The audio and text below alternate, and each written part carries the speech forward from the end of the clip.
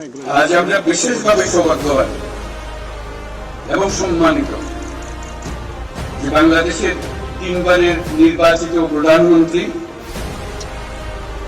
বীর মুক্তিযোদ্ধা শহীদ রাষ্ট্রপতি জিয়াউর রহমানের স্ত্রী বেগম খালেদা জিয়া আজ এখানে আমাদের মধ্যে উপস্থিত আছেন।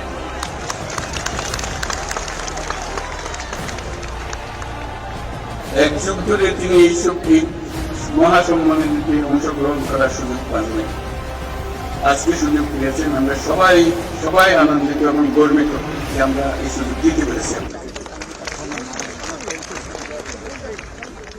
শারীরিক অসুস্থতা সত্ত্বেও এই বিশেষ দিবসে সবার সঙ্গে শরীর খাওয়ার জন্য আপনাকে আবারও ধন্যবাদ।